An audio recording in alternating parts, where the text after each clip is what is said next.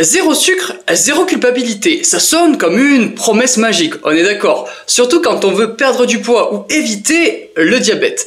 Mais si je vous disais que ces édulcorants, aspartame, sucralose et même stevia pourraient en réalité augmenter votre risque de diabète et leurrer votre corps. Oui, le zéro sucre est peut-être le plus gros piège marketing de l'industrie agroalimentaire. Et aujourd'hui, on va explorer pourquoi ces faux sucres dérèglent notre métabolisme, comment ils trompent notre cerveau et surtout, comment s'en sortir sans revenir au sucre classique. Saviez-vous que l'aspartame, malgré son goût sucré intense, peut en réalité altérer la production de leptine, l'hormone de la satiété, ce qui explique pourquoi on a souvent encore faim après avoir mangé un produit light. Pire, certaines études suggèrent que les édulcorants pourraient même perturber nos récepteurs au goût à long terme. Et toutes les sources des études que je vais citer sont en description. Ces édulcorants nous rendant ainsi incapables d'apprécier la douceur naturelle des fruits sur le long terme. Allez, dans cette vidéo, on va remettre les pendules à l'heure, c'est parti. Les édulcorants, c'est simple, ce sont des molécules 100 à 600 fois plus sucrées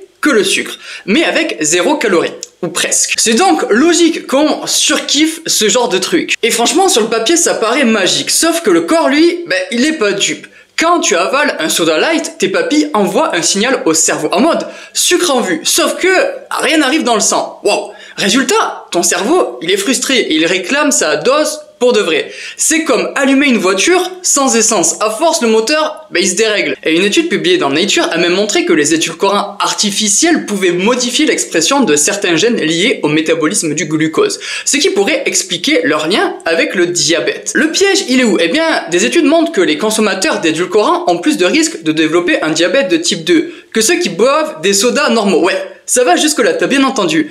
Et c'est totalement contre-intuitif, mais c'est la science, et elle est formelle. Et ce n'est pas tout, ces mêmes études révèlent que les édulcorants pourraient aussi augmenter les risques de maladies cardiovasculaires, indépendamment du poids. Alors attention, là on va parler d'un leurre métabolique. Pourquoi? Parce que le sucre, même faux, active des mécanismes biologiques bien réel. Premièrement, l'insuline fantôme. Votre pancréas, alerté par le goût sucré, sécrète de l'insuline en prévision d'un pic de glucose. Et il arrive jamais. À force, vos cellules deviennent résistantes à l'insuline. C'est égal au diabète. Deuxièmement, le microbiote, il est en PLS parce que les édulcorants, ils vont perturber vos bactéries intestinales qui jouent un rôle clé dans la régulation de la glycémie.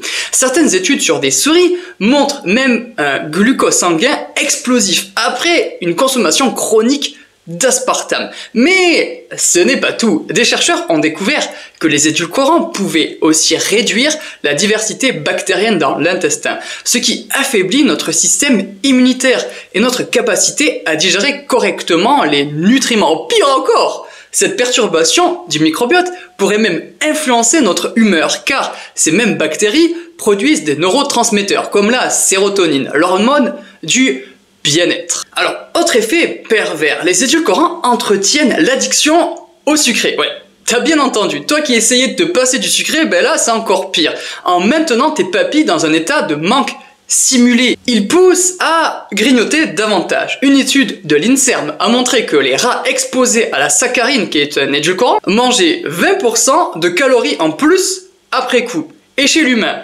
c'est même topo. Ton cerveau, il est trompé et il réclame sa récompense énergétique ailleurs, comme dans les chips, dans les biscuits, etc.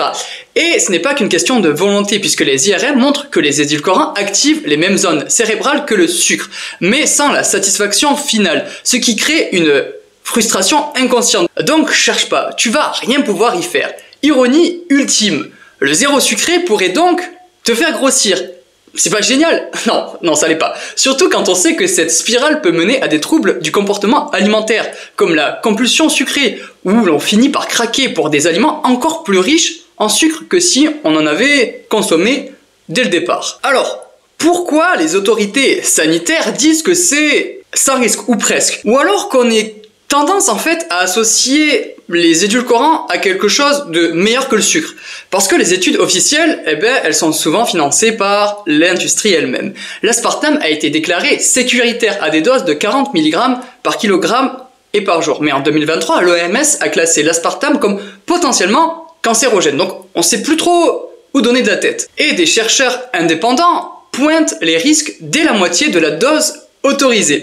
Un rapport de l'université du Sussex a même révélé que 90% des études financées par l'industrie concluaient à l'innocuité des édulcorants, contre seulement 30% des études indépendantes. Il y a un petit problème. Et question qui tue en fait, faut-il attendre 20 ans de plus pour agir comme avec le tabac? Oui, cette question tue littéralement dans le sens du terme. Bon, du coup, on fait quoi? Eh bien, voici des alternatives vraiment saines pour le coup. Première option, tu peux rééduquer tes papilles en réduisant progressivement le sucre. Faux ou vrai, pour retrouver le goût naturel des aliments. Tu peux prendre un yaourt nature et tu peux mettre des morceaux de fruits dedans. Bon, peut-être qu'au début ça va te sembler fade, mais tu vas ensuite redécouvrir des saveurs oubliées. Deuxième option, tu peux également utiliser du sirop de yacon qui a un goût sucré et un index glycémique égal à 1. C'est fantastique, non? Et attends, je t'ai pas tout dit. En plus, avec un goût sucré et ils contiennent des fibres qui ralentissent l'absorption. C'est fantastique, essaye-le. Et troisième option, les épices, qui ont un goût légèrement sucré. Voilà, t'en saupoudres un peu comme ça là, cannelle, vanille, gingembre, tu te fais plaisir. Et ça te donnera l'illusion du sucré sans tromper ton corps. Et attends, alors là, est-ce que tu le savais ça? Certaines plantes comme la Gymnema sylvestre peuvent temporairement bloquer tes récepteurs du sucre sur la langue. Et ils réduisent ainsi tes envies de sucrer. Ouais. Là, je pense que je viens de faire un heureux, puisque tu peux la consommer sous forme de complément alimentaire, de poudre ou encore d'infusion.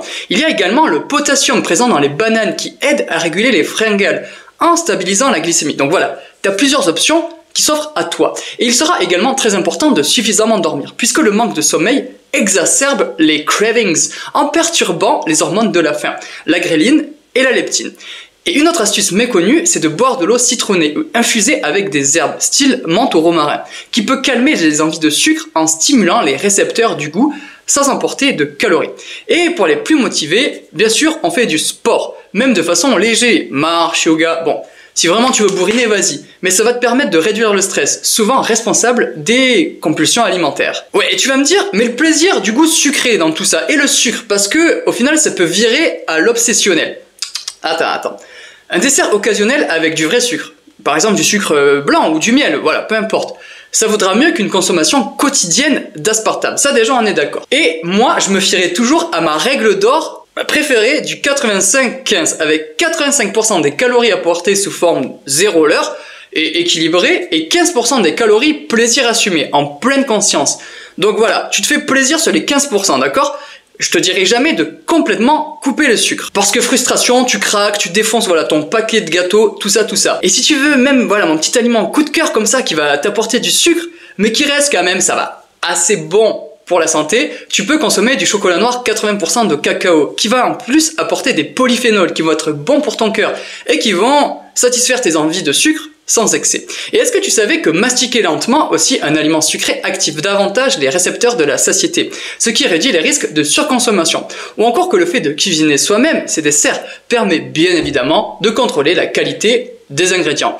Tout cela, eh bien, afin de créer un rituel plaisir et plus simple. Donc pour résumer, les édulcorants, c'est un peu comme un GPS qui t'envoie dans un cul-de-sac métabolique, le zéro sucre. Et comme tu l'auras compris, le zéro sucre, c'est pas la solution. Donc ta mission demain, c'est de commencer à lire les étiquettes et à éviter les produits qui contiennent de l'aspartame ou encore du sucralose. Et j'ai pas dit éliminer, j'ai dit éviter, attention. Parce que comme je dirais toujours, c'est la dose qui fait le poison. Ensuite, tu peux tester 15 jours sans édulcorant et observer où est-ce que tu en es dans tes fringales. Et enfin, tu partages cette vidéo à quelqu'un qui croit encore au miracle du light. Voilà. Je pense que ça, c'était le meilleur conseil de toute cette vidéo. Du coup, est-ce que toi, à la maison, t'as déjà remarqué des effets des édulcorants sur ta santé ou ton appétit? Voilà.